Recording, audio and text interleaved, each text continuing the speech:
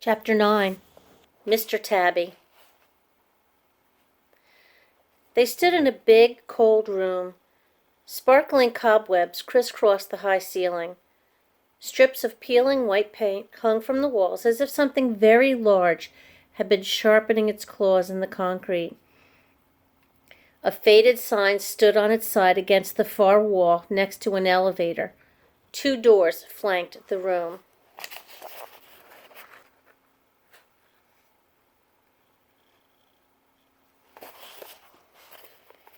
"Please forgive the mess," the man said.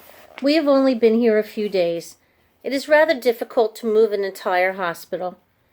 He nodded towards some moving boxes that were stacked in one corner. A pile of buttons lay in another corner, next to a broom. The birdcage was nowhere to be seen. "How come you need such a big place?" Ben asked.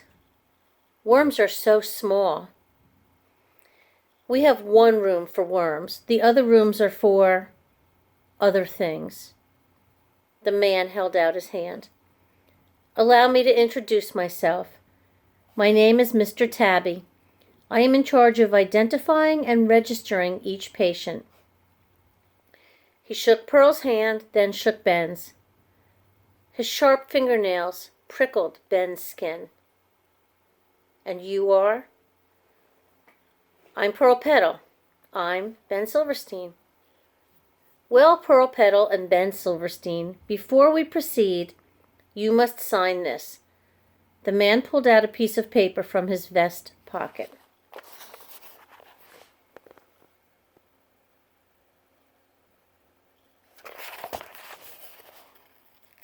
"I'm not supposed to sign anything without my mother or father reading it first," Pearl explained as she refused to take the pen Mr. Tabby offered.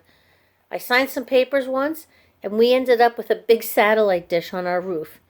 I was grounded for 2 weeks. No computer, no candy, no nothing." The man wiggled the pen. "You cannot go into the identification room if you do not sign this paper. If you do not sign this paper, I will have to take the hatchling and leave you here." "I'll sign it," Ben said. He handed the cookie tin to Pearl.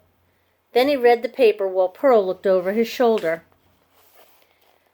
"By signing this paper, I promise that I will not blame Dr. Wu for any injuries I might receive from an imaginary world or known world creature.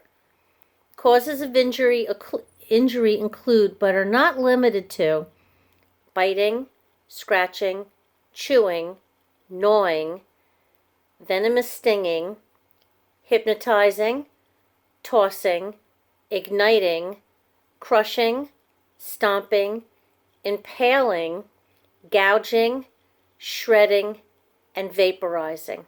Signed,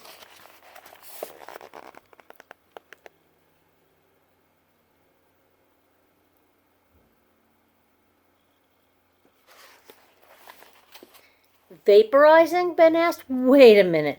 That sounds dangerous." "Oh, it is dangerous. Extremely dangerous. And painful." Mr. Tabby pulled out a little device from his vest pocket and typed something on its keyboard. "But according to my creature calculator, there are no vaporizing creatures currently in the hospital. The odds of your being vaporized today are 0. "But what about these other things?" Ben asked. "Shredding? I don't want to be shredded." "I think crushing sounds worse," Pearl said. Mr. Tabby frowned. "I cannot guarantee your safety. That is why you must sign the paper." He held out the pen. "You cannot accompany the hatchling into the identification room unless you sign. Both of you." Ben signed. Pearl hesitated, but then signed. Mr. Tabby tucked the paper into his vest pocket. "Now, if you please follow—" A roar filled the room. The kind of roar that should be capitalized and followed by at least 3 exclamation marks. Roar! It went on for a very long time, as if the creature making the sound had the largest lungs in the world. Cobwebs drifted down from the ceiling as something stomped on the floor above. During the roar, Ben thought about all sorts of things. He thought he'd like to run in the opposite direction of the roar and keep running until he ended up back at his grandfather's house. Then he thought that he shouldn't run, because that would make him look like a chicken. But then he thought it was better to look like a chicken than to be stomped or crushed or shredded. "What was that?" Pearl asked as the roar faded. "I dare not say." Mr. Tabby smoothed out the front of his vest. "Now, on to business."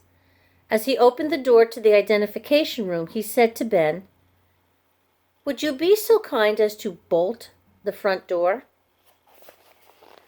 As Pearl followed Mr. Tabby into the identification room, the cookie tin still in her hands, Ben hurried across the lobby. He gathered the deadbolt, but it wouldn't budge. He didn't have deadbolts in his house back in Los Angeles. Instead, there was a security keypad that activated an alarm system. Ben pinched his fingers trying to slide the rusty bolt into place. After a few tries, he gave up. The door was closed. That was good enough. Besides, he didn't want to miss 1 second of whatever was going on in the other room.